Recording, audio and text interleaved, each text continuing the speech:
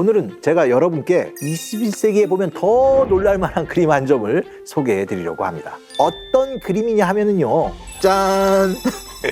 예, 바로 이 그림인데요. 폭이 35cm, 높이가 46cm 정도로 비교적 작은 크기의 이 그림은 이탈리아에서 르네상스라고 불리는 찬란한 예술 문화가 한창이던 1475년 전후한 시기에 그려졌습니다. 제가 이 그림을 특별히 픽한 이유는 숨은 디테일 때문인데요. 요즘 우리는 이 그림이 그려진 당시보다 더 쉽게 그림의 디테일을 확인할 수 있을 겁니다. 지금은 휴대폰이나 태블릿으로 손가락만 까딱 움직여주면 바로바로 확대해서 볼 수 있잖아요. 드디어 이 그림의 진면목을 제대로 알아볼 때가 온 것 같습니다. 그럼 르네상스 시대를 대표하는 디테일 장인의 그림 속에는 어떤 이야기들이 숨어 있을지 미술 읽어드립니다에서 공개해 드리겠습니다.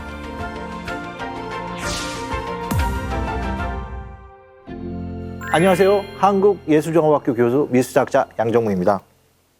이 그림은 이탈리아의 화가 안토넬로 다 메시나가 그린 서재에 있는 성 히에로니무스입니다. 성 히에로니무스는 초기 로마 가톨릭 교회를 대표하는 대학자인데요. 라틴어 성경 중에서 가장 권위 있는 불가타 성경을 집필한 바로 그 성인이십니다.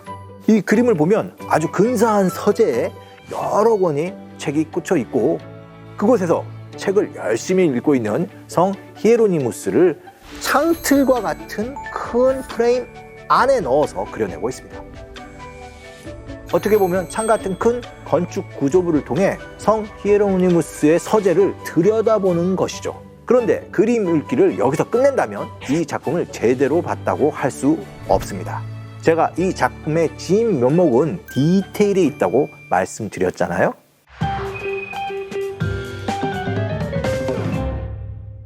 그림에서 가장 먼저 눈에 들어오는 건 근사한 책장과 책상입니다. 그런데 우리가 알고 있는 일반적인 모습과는 조금 차이가 있죠.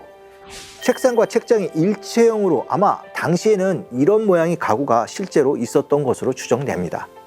그림을 좀 더 확대해보면 서재 부분에 엄청난 디테일을 찾아볼 수 있는데요. 큰 창을 통해서 성인의 서재를 들여다보는 형식인데 돌로 된 창틀의 디테일도 정말 하나하나 붓으로 그린 겁니다. 이거 돌 아니에요. 정말 돌의 질감을 생생하게 느껴질 만큼 정교하게 그려내고 있죠. 관찰자, 그러니까 우리가 보는 방향에서 서재 안쪽으로 그림자를 형성하면서 멋지게 들어가고 있습니다. 그리고 배경을 보시면 양쪽에 있는 창뿐만 아니라 지붕에 있는 새 창을 통해서도 빛이 들어오고 있죠. 그리고 고양이와 공작새의 털의 디테일까지도 살아있는 듯 생생하게 그려내고 있고요.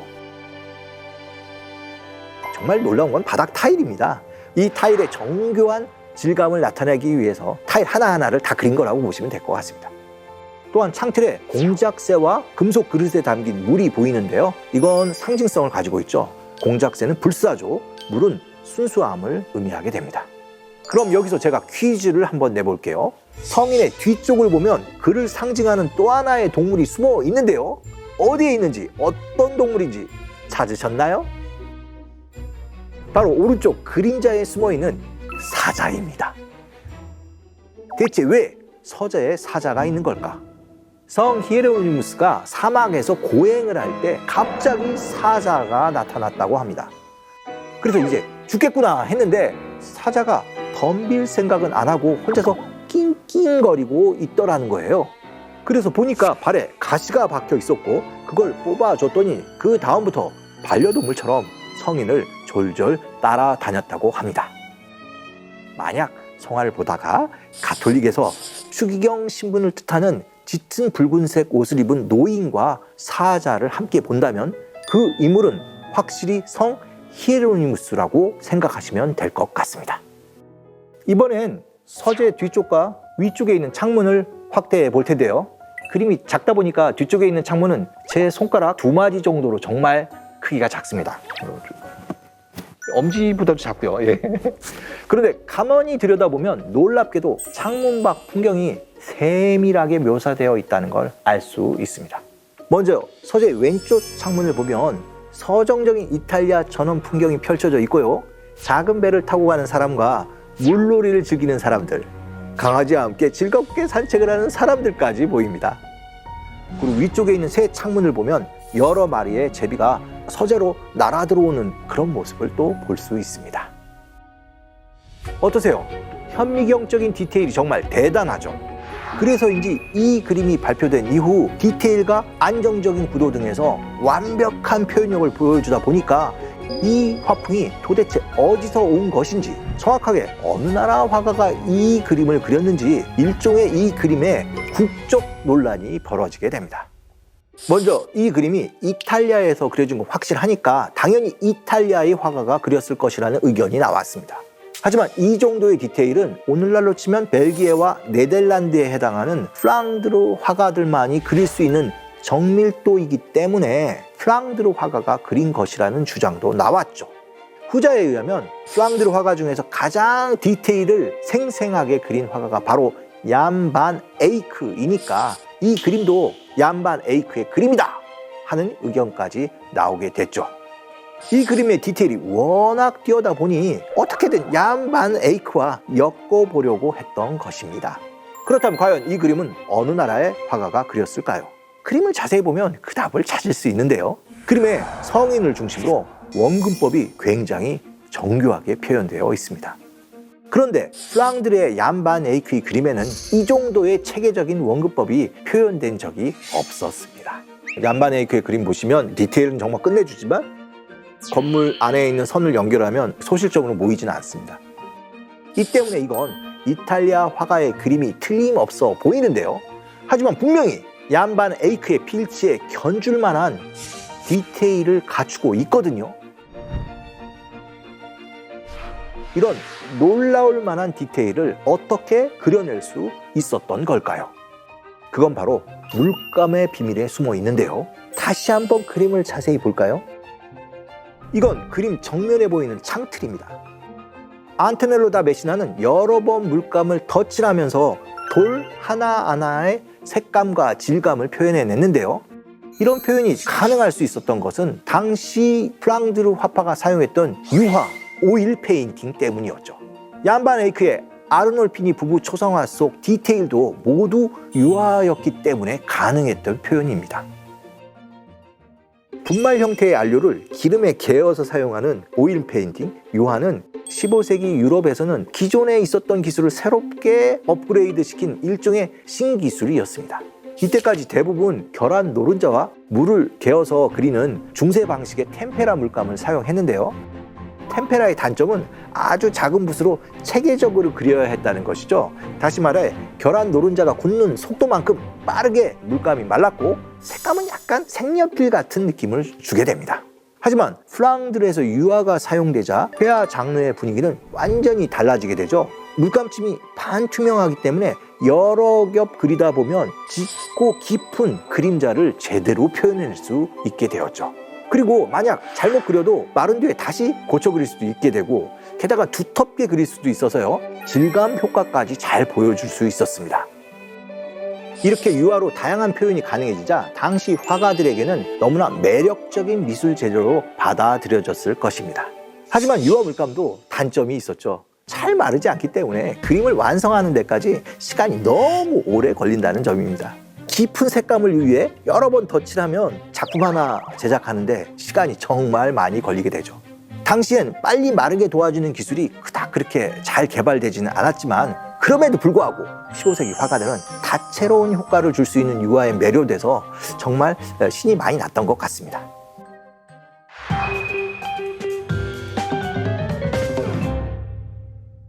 (16세기) 미술사가 조르조 바자리의 기록을 보면 메시나가 플랑드르로 유학을 가서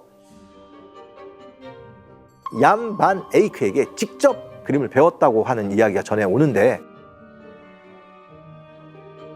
사실 그럴 가능성은 상당히 낮아 보입니다. 왜냐하면 안토넬로 다 메시나의 출생 연도는 다소 불분명하지만 이르면 1430년에 출생했을 것으로 보이는데요. 그렇다면 그가 11살 정도였을 때 얀 반 에이크가 사망하기 때문에 둘이 직접 만났을 가능성은 상당히 희박해 보입니다. 대부분의 미술사학자들은 시칠리아 출신의 안토넬로 다 메시나가 나폴리에서 그림을 배웠는데 그가 한참 나폴리에서 그림을 배울 당시 이 나폴리에 와 있던 북유럽 화가들과 교류하면서 일종의 영업 기밀이죠. 신기법을 직접 배웠을 것으로 추정하고 있습니다. 서재에 있는 성 히에로니무스처럼 안토넬로 다 메시나가 유화기법을 멋지게 사용하자 이탈리아에서 유화가 더 빠르게 퍼져나가기 시작했는데요. 특히 그가 이 그림을 그릴 때 머물렀던 베네치아를 중심으로 유화기법은 급성장하게 됩니다. 그리고 이 시기를 기점으로 베네치아에서 놀랍게도 유화를 활용한 엄청난 작품들이 속속 쏟아져 나오기 시작하는데요. 르네상스의 전성기를 이끌었던 조바니 벨리니와 티치아노도 베네치아에서 활약했던 화가로 바로 유화기법을 통해 명성을 얻어 나가게 됩니다.